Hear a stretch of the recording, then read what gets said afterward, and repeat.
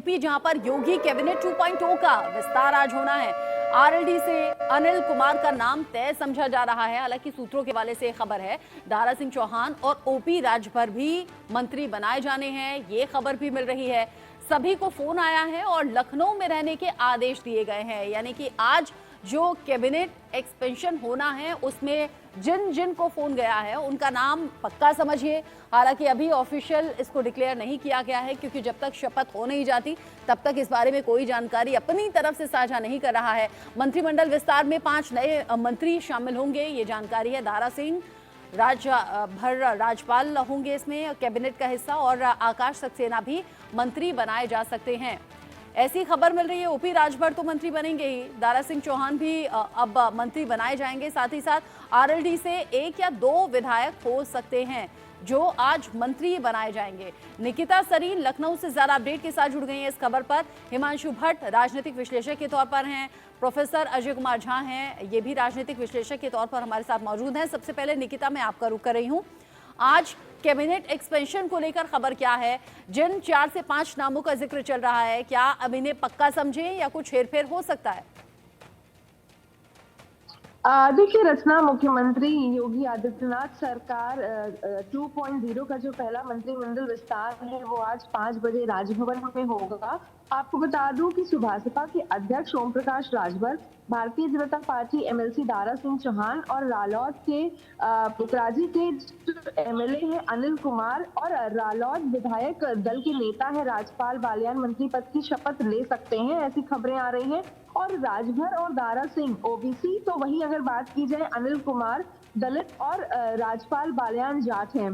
सूत्रों के मुताबिक राजपाल आनंदीबेन पटेल मंगलवार यानी आज शाम को लखनऊ लौट रही हैं और उनके लखनऊ लौटने के बाद राजभवन में जो शपथ ग्रहण समारोह कार्यक्रम है वो प्रस्तावित है। मुख्यमंत्री योगी आदित्यनाथ, दोनों डिप्टी सीएम भूपेन्द्र जी, ये सब मौजूद रहेंगे। और ये भी माना जा रहा है कि सरकार के लिए चेहरों का चुनाव में सामाजिक समीकरण भी साधे जाएंगे इसमें। और सरकार में अभी 23 अनारक्षित, 20 ओबीसी, वहीं 9 एससी एसटी और 1 मुस्लिम मंत्री हैं।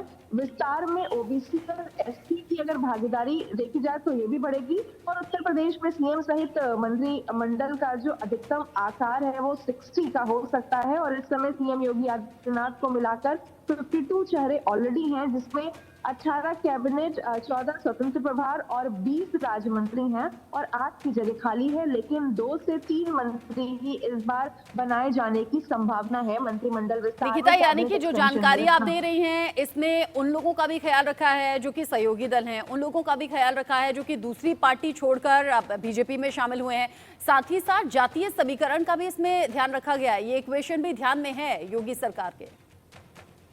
जी, जाहिर तौर पर जिस तरीके से पूरा जो जातीय समीकरण में को भी ध्यान में रखते हुए इस बार कैबिनेट एक्सपेंशन की बात हो रही है, जैसे मैंने पहले भी बताया कि सामाजिक समीकरण भी साधा जाएगा। और सरकार के पास ऐसे 23 चेहरे हैं जो अनारक्षित हैं, 20 के पास ओबीसी है, 9 एससी एसटी है और 1 मुस्लिम मंत्री है। तो फिलहाल जो विस्तार में ओबीसी और एससी एसटी की जो भागीदारी है उसको भी कहीं ना कहीं सरकार इस बार बढ़ाना चाहेगी। रचना, यानी कि आज 5 बजे शाम का वक्त होगा जब पर्दा इन सब चीजों से हट जाएगा। हालांकि अभी सूत्रों के हवाले से रह रहकर खबरें सामने आ रही है, जिसमें निकिता ने कुछ बड़ी जानकारी ऐड ऑन की है। हिमांशु जी, इस कैबिनेट एक्सपेंशन को आप कैसे देख रहे हैं? क्या सोच रही होगी योगी सरकार की?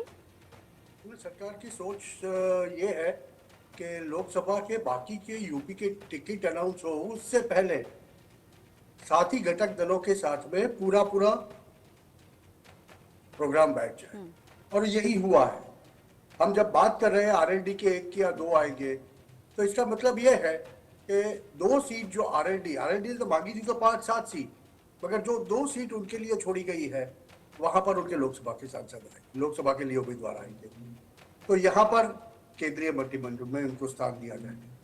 वैसे ही दूसरी छोटी पार्टियों का भी ध्यान रखा गया है। और मुझे तो ये दिखता है कि ये लास्ट डे कल परसों जो भाजपा की चुनाव समिति की जो बैठक होगी उसमें यूपी के बाकी के उम्मीदवारों का नाम घोषित किया जाए, और उससे पहले ये मंत्रिमंडल का जो एक्सपांशन हो रहा, ये एक्सपांशन ये बता रहा है कि यूपी के अंदर पेच नहीं फंसा है। जैसे महाराष्ट्र में अभी गुत्तम गुत्ता चालू है साथी दलों में, वैसा कुछ यूपी में नहीं है। हाँ, मांग तो हर एक दल ज्यादा सीटों की करता है, क्योंकि उनको बगैर अंदर से उनको पता होता है कि उनका कितने ये में बड़ी निकलेगा। बात आपने कह दी है। इसका मतलब यूपी में पेच नहीं फंसा है, यानी कि यूपी में क्लैरिटी बाकी राज्यों के मुकाबले ज्यादा भी है, और कॉन्फिडेंस की बात तो हम बार बार कहते ही आ रहे हैं। अजय कुमार झा, जिस तरीके से इन चेहरों को लेकर चर्चा चल रही है कि हाँ इनको शामिल किया जा सकता है, इनको जगह मिल सकती है, वो भी तब जब दूसरी लिस्ट की चर्चा है। दूसरी लिस्ट से पहले ये मंत्रिमंडल विस्तार, यानी कि असर लोकसभा चुनावों पर सीधे तौर पर होगा। बेशक बेशक बेशक, ये एक्चुअली जो किया जा रहा है इसमें इस बात को ध्यान में रखा जा रहा है कि चूंकि कई बातों को इन्हें मैसेज भी देना है और उसको एग्जीक्यूट भी करना है। ऐसे भी अगर देखें तो ऑलरेडी 51% से ऊपर इनका वोट शेयर है, बावजूद इसके 62 सीट्स ही हैं बीजेपी के खाते में, लेकिन एनडीए के खाते में से इनको लेना देना है, और एनडीए खाते में ये 80 का 80 सीट चाहते हैं।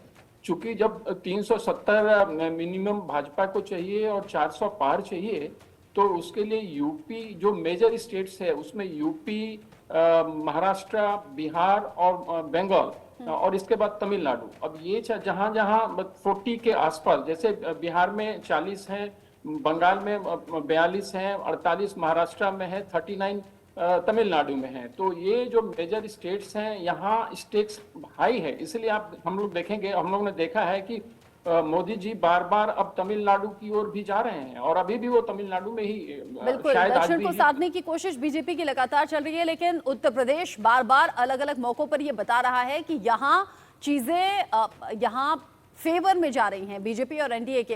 हिमांशु जी, एक झा आप रहिएगा मेरे साथ में। निकिता, आपका बहुत शुक्रिया इस खबर को लेकर अपडेट हमारे दर्शकों तक पहुंचाने के लिए।